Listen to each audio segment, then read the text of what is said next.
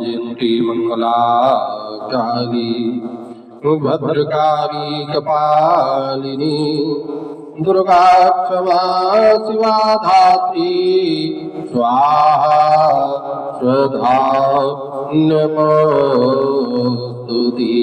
आज आपको बड़ी सुंदर वार्ता बताने जा रहे हैं जो जीवन में उपयोग में आने वाली बात है। आजकल का प्राणी देखो फायदा नहीं जानता है और फायदा पहले ढूंढता है, इसलिए बिना कायदा से फायदा नहीं हो सकता है। विधि अपनाओ। आज आप लोगों को स्नान करने की विधि बताते हैं। देखो स्नान के बिना कोई भी सत्कर्म कोई भी पुण्य कर्म किया जाए वो निष्फल होता है, उसको भैया राक्षस ग्रहण कर लेते हैं। प्रमाण आपको बताएंगे। स्नानाचारहीन से सर्वासिफला किया स्नान मूला किया सर्वा संध्योपासन में वह भोला स्मृति का प्रमाण आपको बताया। देखो रात में कोई गलत सपना देख लिया हो तो स्वप्न हजामत बनवाने के बाद में, जैसे बहुत लोग क्षौर कर्म करवाते हैं, बाल बनवाते हैं। देखो बाल बनवाने के बाद में और पमन होने के बाद में और स्त्री संग करने से और शमशान घूमने जाने पर देखो वस्त्र के सहित स्नान करना चाहिए। प्रमाण देखो मार्कंडेय पुराण में भी वर्णन है, अग्नि पुराण में भी वर्णन आता है और बृहद पाराशर स्मृति में भी वर्णन है, विष्णु स्मृति में वर्णन है। देखो पाराशर स्मृति का प्रमाण आपको सुना रहे हैं। दो स्वप्नम यदि पश्येतो वान्ते वा क्षुर कर्मणि मैथुने प्रेत धूमे च स्नानमेव विधीयते। स्नान जरूर करना चाहिए। और लिखा है देखो ज्योति लगाने के बाद में स्नान श्मशान से लौटने पर जरूर स्नान करो। स्त्री संग करने के बाद में और देखो जो स्नान नहीं करता है वो जब तक स्नान नहीं करता है तब तक भैया वो चांडाल के समान बताया जाता है। यदि नदी हो स्नान कैसे करें? यदि नदी में स्नान कर रहे हो तो जिस ओर से उसकी धारा आती हो उसी ओर मुंह करके और दूसरे जलाशयों में सूर्य की ओर मुंह करके स्नान करना चाहिए। महाभारत के आश्वेध पर में लिखा हुआ है कुएं से निकालिए जल की अपेक्षा। ध्यान देखो स्नान कहाँ का बढ़िया होता है? कुएं से झरने का जल पवित्र बताया गया और उससे पवित्र सरोवर का जल होता है, उससे भी पवित्र नदी का जल होता है और तीर्थ का जल उससे भी पवित्र होता है और गंगा का जल तो या सबसे पवित्र बताया गया है। ध्यान देना। अग्नि पुराण में गरुड़ पुराण में भी वर्णन आता है। और देखो सबसे एक बात बताएंगे क्योंकि अरे की निपाने सो न स्नायात्वे कदाचन निपान कर तो स्नात्वा तो दुष्कृतांसे न लिप्यते। देखो दूसरे के बनाए हुए सरोवर में स्नान करने से सरोवर बनाने वाला का पाप स्नान करने वालों को लगता है। अतः दूसरे के सरोवर में स्नान नहीं करना चाहिए। ये दूसरे के सरोवर स्नान करना ही पड़े तो 5 या 7 ढेला मिट्टी निकाल करके स्नान करना चाहिए। बृहद पारा स्मृति, लघु व्यास संहिता, वाधूल स्मृति और मनुस्मृति में इसका प्रमाण आपको बता रहे हैं। ध्यान देना। देखो भोजन के बाद में रोगी रहने पर महानिशा रात के मध्य में जो दोपहर हो, रात के बीच में द्विपहर से होते हैं आपको बताएं कौन सा? देखो 9 बजे से 12 बजे पहला और 12 बजे से 3 बजे ये दोपहर में स्नान नहीं करना चाहिए। बहुत वस्त्र पहने हुए अज्ञात जलाशय में स्नान नहीं करना चाहिए और भोजन के बाद में स्नान नहीं करें। रोगी हो, कोई बीमार हो गए, बुखार आ गया, तभी स्नान नहीं करना चाहिए। देखो मनुस्मृति में इसका प्रमाण मिलता है। बोधायन स्मृति में रात के समय स्नान नहीं करना चाहिए, संध्या के समय भी स्नान नहीं करना चाहिए, परंतु सूर्य ग्रहण अथवा चंद्र ग्रहण के समय रात में भी स्नान कर सकते हैं। आपको बताएंगे स्कंद पुराण में, विष्णु स्मृति में, और कहा तो बताया महाभारत मार्कंडेय पुराण में भी वर्णन आता है, ब्रह्म पुराण में भी वर्णन आता है। देखो पुत्र जन्म, सूर्य की संक्रांति, अपने स्वजन की किसी की मृत्यु हो जाए, ग्रहण के समय जन्म नक्षत्र में चंद्रमा रहने पर रात में स्नान किया जा सकता है, उसमें छूट है भैया। देखो बिना शरीर की थकावट दूर किए और बिना मुख धोए स्नान नहीं करना चाहिए। बहुत लोग थके मादे आए, स्नान कर लिया, यह जड़ुआ बुखार बन जाता है? नहीं, स्नान शरीर थोड़ा सस्ता नहीं, विश्राम कर लो और स्नान करने जाओ तो पहले मुख धोना चाहिए। जो बिना मुख धोए स्नान करते हैं, देखा है चरक संहिता में, नाभ्यक्लमो नानाप्लुप्तो बदनो नग्नोपस्थित। सूर्य की धूप से संतप्त व्यक्ति तुरंत बिना विश्राम के स्नान करता है तो उसकी नजर दृष्टि कमजोर पड़ जाती है, सिर में पीड़ा होने लगती है। नीति वाक्यामृत में लिखा हुआ, आतप संतप्तस्य जलावगाहु दृङ्माद्यं शिरोभ्यतां च जनयति। इसलिए इन चीजों का ध्यान रखना चाहिए। और आगे, कांसे के पात्र से निकला हुआ जल कुत्ते के मूत्र के समान शुद्ध हो जाता है, स्नान के योग्य नहीं रह जाता, देव पूजा के योग्य भी नहीं रहता है, उसकी शुद्धि पुनः स्नान करने से होती है। भैया प्रमाण प्रजापति स्मृति में लिखा है, कांस्य पात्राच्युतम वारी स्नाने च देवतार्चने स्वानमोत्र शवम तोयम पुनः स्नानेन शुध्यति। इसलिए कांसे का जल शुद्ध माना गया। नग्न होकर कभी स्नान नहीं करना चाहिए, इसके बहुत से प्रमाण हैं। न नग्ना स्नानमाचरे तो मनुस्मृति, कुरुम पुराण, पद्म पुराण, बौधायन स्मृति, विष्णु स्मृति, कुरुम पुराण, पद्म पुराण, सुश्रुत संहिता, चरक संहिता, स्कंद पुराण, महाभारत, अनुशासन पर्व, अग्नि पुराण, विष्णु पुराण और वामन पुराण में भी वर्णन आता है। ध्यान देना, देखो पुरुष को नित्य सिर के ऊपर से स्नान करना चाहिए, सिर को छोड़कर स्नान नहीं करना चाहिए। देखो सिर के ऊपर से स्नान करके ही देव कार्य पितृ कार्य करने चाहिए। इसलिए पुरुषों के लिए ही, देखो पुरुष सिर से स्नान नहीं करते हैं, इसलिए देव कार्य पितृ कार्य की धारण करते हैं। इसलिए बहुत लोग कहते हैं माताओं को कथा भागवत की और हवन में सब में सम्मिलित होना चाहिए, लेकिन नहीं, माताएं रोज सिर से स्नान नहीं करती हैं, इसलिए जनेऊ नहीं पहनती है, यदि पहनेगी तो शुद्ध हो जाएगा। देखो वामन पुराण, सांडिल्य स्मृति, मनुस्मृति, महाभारत में वर्णन है, बिना स्नान किए कभी चंदन हाथ नहीं लगाना चाहिए, इसका भी ध्यान रखना चाहिए। पहले स्नान फिर चंदन लगाना चाहिए।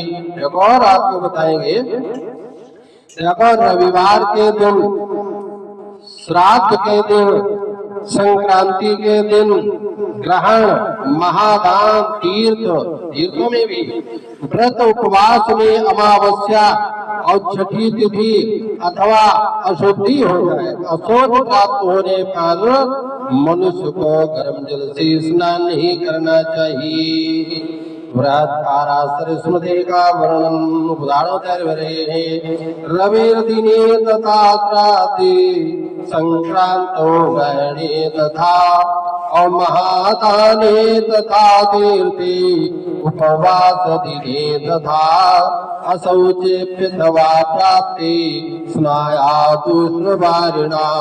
शिव पुराण रुद्र संहिता सृष्टि खंड में आपको मैंने प्रमाण दिया। और सुनिए, जो दोनों पक्षों की एकादशी को आंवले से स्नान करता है, कीमती बात बताएंगे, उसके सारे पाप नष्ट हो जाते हैं और वो विष्णुलोक में सम्मान पाता है। आपका जगान का पद्म पुराण के सृष्टि खंड में एकादश्याम पक्ष के धात्री स्नानम करोति सर्व पापम क्षयम जाति विष्णुलोके महीयते। एकादशी के दिन हो सके तो आंवले का देखो चूर्ण में डालो या आंवला उसमें डाल लो, तो विष्णु भगवान के लोक में सम्मान मिलता है। आंवले का स्नान के बाद अपने अंगों में तेल की मालिश नहीं करनी चाहिए और गीले वस्त्रों को झटकारना नहीं चाहिए। स्नात्वा नावमृज्येत गात्राणि सुविचक्षणः नालुम्बेत स्नात्वा तो महाभारत के अनुशासन पर में लिखा है, स्नान के बाद अपने गीले बालों को फटकारना झाड़ना नहीं चाहिए। लघुहारी स्मृति, विष्णु पुराण, मार्कंडेय पुराण, ब्रह्म पुराण, वामन पुराण, स्कंद पुराण, विष्णु पुराण, विष्णु स्मृति, नरसिंह पुराण, चरक संहिता में भी इसका वर्णन आता है। स्नान करने के बाद में गीले बालों को फटकारना नहीं चाहिए, झाड़ना नहीं चाहिए। और ध्यान दें, स्नान के बाद वस्त्र को चौगुना करके निचोड़े, वस्त्र को 4 गुना लपेट ले, तिगुना करके नहीं। यानी घर में वस्त्र निचोड़ते समय उसके छोर को नीचे करके निचोड़े और नदी में स्नान किया हो तो ऊपर की ओर छोर करके भूमि पर निचोड़े और निचोड़े हुए वस्त्र को कंधे पर नहीं रखना चाहिए। बहुत लोग वस्त्र निचोड़े और कंधे पर डाले घूम रहे हैं, भोजन भी करने लगते हैं। नहीं, इसका प्रमाण आपको बता रहे हैं कि निष्पीडितम वस्त्रम स्कंधे छिपेत और चतुर्गुणी कृतम वस्त्रम रहे अधोदशम नद्या मूर्धदशम स्थले निष्पीडये न तो त्रिगुणम। धर्म सिंधु अन्य में इसका प्रमाण मिलता है कि स्नान के बाद हाथों से शरीर को नहीं पोंछना चाहिए। ये भी वर्णन है। बहुत लोग स्नान कर लेते हैं फिर अपने शरीर को हाथी से पोंछने लगते हैं। स्नान वस्त्रेण कुर्यादो करेण नो मृजेत गात्रम। स्कंद पुराण, मार्कंडेय पुराण, ब्रह्म पुराण, विष्णु पुराण में वर्णन आता है स्नातो नांगानि सम्मार्जेत स्नान साट्यान पाणिना। विष्णु पुराण का वर्णन। और आपको एक सुंदर बात बताएं, स्नान के समय भीगे, स्नान के समय पहने हुए भीगे वस्त्र से शरीर को नहीं पोंछना चाहिए। स्नान के समय जो कपड़े पहने रहते हैं भीग गए और उसे भीगे कपड़े से शरीर को पोंछ लेते हैं। ऐसा करने से शरीर जानते हो कैसा हो जाता है? कुत्ते से चाटे हुए के समान अशुद्ध हो जाता है और जो पुनः स्नान करने से शुद्ध होता है। प्रमाण आपको बताएं। स्नान वस्त्रेण या कुर्यात् देहस्थे परिमार्जनम सुनालीनम भवेद गात्रम पुनः स्नानेन शुद्धति। वाधूर स्मृति का प्रमाण। और सुनो एक स्कंद पुराण का वर्णन। अरे करेण नो मृदेत गात्रम स्नान वस्त्रेण वा पुनः। और सुनो चिष्टम भवेद गात्रम पुनः स्नानेन शुद्धति। स्कंद पुराण ये वर्णन आता है। एक पुराण आपको विष्णु पुराण से बता रहे हैं, उसके बाद में कहानी को विश्राम देंगे। देखो स्नातो नांगानि सम्मार्जेत स्नान साट्यान पाणिना। विष्णु पुराण में वर्णन आता है स्नान करने के बाद में अपने हाथ से शरीर पौधे को पोंछना नहीं चाहिए, क्योंकि शरीर पहुंचेंगे तो कुत्ते के चाटने के समान हो जाएगा, जो पुनः स्नान करने से शुद्ध होता है। इसलिए इन सब बातों का ध्यान रखना चाहिए। जिन बातों का ध्यान नहीं रखता है, लिखा है अरे उसकी स्नान बेकार होती है। जो स्नान के बाद में कोई सत्कर्म नहीं करता है, जैसे हाथी को कितना भी स्नान करा दिया जाए या फिर ऊपर धूल छोड़ लेता है। इसलिए देखो, अरे आपको बड़ा सुंदर एक प्रमाण महाभारत के उद्योग पर उसे देकर के वाणी को विश्राम देंगे। कुलानि समुपेतानि गोवी पुरुषार्थतोऽर्थता कुल संख्या न गच्छन्ति यानि हीनानि वृत्तता व्रतता तत्त्वहीनानि कुलान्यल्प धनान्यपि कुल संख्यां न गच्छन्ति करसन्ति च महत्यसा। देखो गौओं, इसका अर्थ आपको समझा रहे हैं। देखो गौओं मनुष्यों और धन से संपन्न होकर जो कुल सदाचार से हीन है, वे अच्छे कुलों की गणना में नहीं आ सकते। आचार्य हीनम न पुनन्ति वेदा। परंतु थोड़े धन वाले कुल भी यदि सदाचार से संपन्न है तो वे अच्छे कुलों की गणना में आ जाते हैं और महान यश प्राप्त करते हैं। इसलिए मनुष्य को सदाचारी रहना चाहिए। लिखा है वृत्तम यत्नेन संरक्षेत वित्तमेति जयाति च अक्षीणो वित्तताचीरो महाभारत उद्योग परम वर्णन आता है। देखो सदाचार की रक्षा यत्न पूर्वक करनी चाहिए।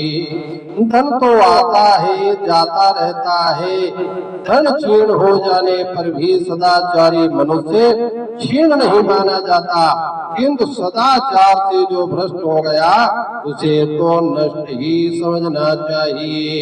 इसलिए मनुष्य को सदा सदाचारी होना चाहिए। ऐसा धन का मैं तो आना जाना है, पैसा आज है कल नहीं, कल हो जाएगा आज नहीं है, ये तो आना जाना यानी पैसे का लक्ष्मी का स्वभाव है। लेकिन मनुष्य को अपना आचरण शुद्ध रखना चाहिए। देख पराई चौपड़ी और मत ललचाई जीव। भगवान को प्रसन्न करने के लिए 3 उपाय बताएंगे। दया सर्वभूतेषु संतोषायेन केनच और सर्व इंद्रियोपशान्त्यात्मा तुष्यत्यासु जनार्दना। भगवान को प्रसन्न करना है, इन 3 चीजों का ध्यान रखना चाहिए। ज्यादा न कह करके कि भगवान का सुंदर एक प्रार्थना बोल लीजिए और उसके बाद में वाणी को विराम। श्री कृष्ण गोविंद हरे मुरारी नाथ नारायण वासुदेव नाथ नारायण वासुदेव हे नाथ नारायण वासुदेव जुए पिब स्वामृत में देव हे नाथ नारायण वासुदेव। श्री कृष्ण गोविंद हरे मुरारे हे नाथ नारायण वासुदेव। बोलो श्री कृष्णचंद्र भगवान की जय हो। वृंदावन बिहारी लाल की जय। वेद भगवान की जय हो। गौ माता की जय। सत्य सनातन धर्म की जय हो। हर हर महादेव। पार्वती पतये।